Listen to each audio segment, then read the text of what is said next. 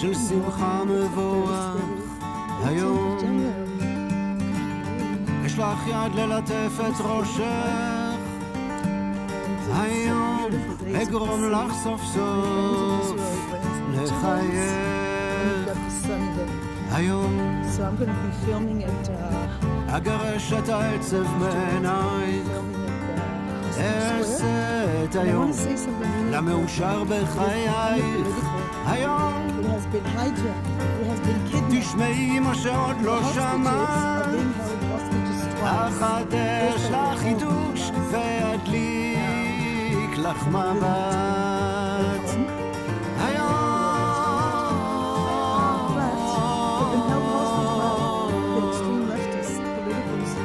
אבא שלך משהו טעים, ועשה את הכל שיהיה לך נעים. Sort of ideology, but I'm saying sort of. I never saw my country as a conquered land, as some of the leftists do, that I don't know what the hell they're doing here. Because if you don't believe in Zionism, why are you in Israel? You know, it's kind of like living in Germany and not believing in Germany's right to exist. It's kind of weird, you know? But I was told I'm not part of the people when I confronted them. The problem is fascism. I think there's more fascism on the left than there is in the right, and we have proof. All over the world, we see the left raising its ugly, ugly communist head, supporting terrorists because of a stupid, false images of them being poor. They're the richest people in the face of this planet, sitting in Qatar in their 5-star hotels while the people are starving. And this is what communism did as well. You've got some people sitting on the top, living like kings. And it's funny because, it's ironic because they killed the Russian Tsar because they were against the wealthy, right? And and you wonder what the heck people are doing following them. But it's a very sad story. But I wanted to say something positive today. I started today with a song by Ehud Banai, Hayom. If you don't know it, you should listen to it. So we have Jews from Persia, like Banai family, Ehud Banai, Meir Banai, Yossi Banai. Who else am I missing? So many Banais. There's one very leftist one who's like, you don't get it, like she was a comedian, and she is a comedian, but she has such extreme ideas that I can't even stomach her. But most of the Banais are amazing people that contributed to our music scene. Amazing music, very hopeful, and they're from Iran, right? And you've got Rita, you've got so many talented Persian people in the arts, in the music industry. Then you have Yemen Jews. So they come from the most horrific, brutal regimes. And then you have their Jews, and they just make music. And they make this world a better place, and they make it a happier place for so many of us. Because music is the best medicine. I'm here by a hospital. You know what? The best medicine is laughter too, but it is music. If you listen to a good song in the morning, I used to have this little Snoopy card on my wall. Start every day with a smile on your face and a song in your heart. And I don't want to say bad things about anyone, but we have to be aware that we have now in every bus station I pass these horrible commercials. I mean, where these people have money, they rent out the space, and they're trying to change the government. I understand people wanting a change, but in a democracy, it's done by elections. And in Israel, it's done by very extreme left that has everything in common with the European ones. I don't know why they're not marching with Hamas flags. They're just strengthening terrorists by going against our government, going against basic values of Zionism.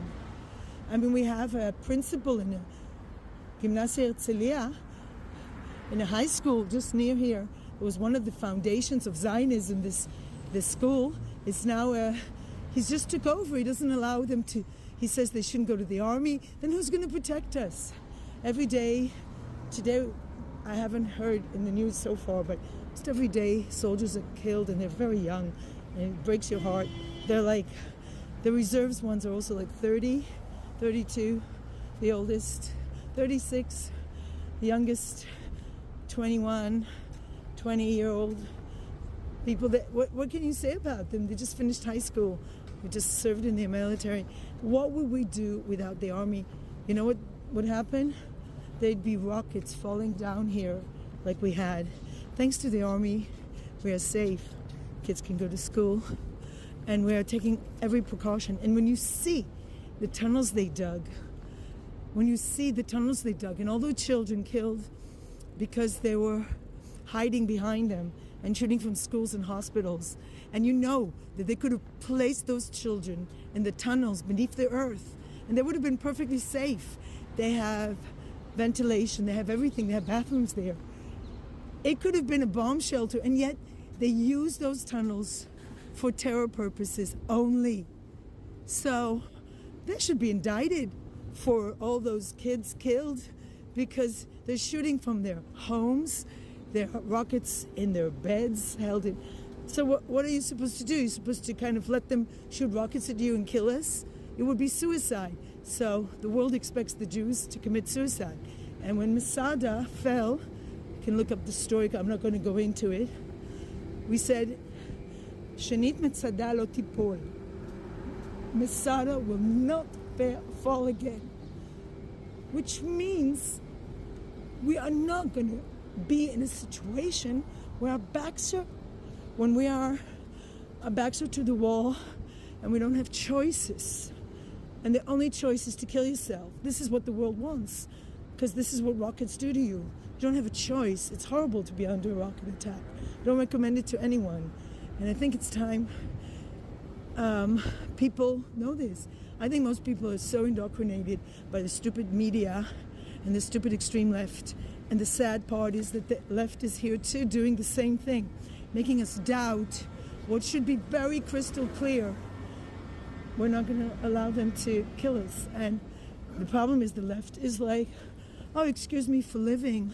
We're living on conquered land. And it's like, I'm reading Amos Oz and I'm thinking, so naive to think that if you give a mass terror like Yasser Arafat land, he will be, oh, thank you so much.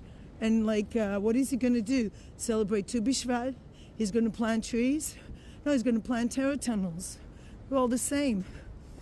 And really, I wouldn't even go to the South African charade where an extremely corrupt South African regime is like blaming Israel. Come on. Nelson Mandela was the best friend of Yasser Arafat, the mass murderer terrorist. And the minute he got some land, he just wouldn't stop killing. Buses exploded, targeting civilians. Just disgusting terrorists that are the worst types of creatures to roam this world. And then, that's what the left did. They were like Shalom Achshav, and now they say Shechor Chatufim Achshav. Everything is now, and I understand the urgency to release them, and I would like them back tomorrow. Yesterday I would like them back, but we have to think about how we go about it and what it means if we're going to stop the fighting. What it means for the soldiers there. They're going to be massacred because they're going to gain. They're going to get leverage. So the decisions cannot be made by emotional families. You have to make the decisions. We're in a bad state. Even one hostage is one too many. But when you put pressure on the government instead of Qatar, instead of USA or whoever is pulling the strings there with the terrorists, it's so wrong. It's so deeply wrong, in my opinion. All these political speeches. So the hostages, I held hostages twice. And we have to stop that. We have to really let the hostages be hostages and not hostages of the extreme left. So have a good day anyway. And I'll end with a picture of a dog. It's waiting.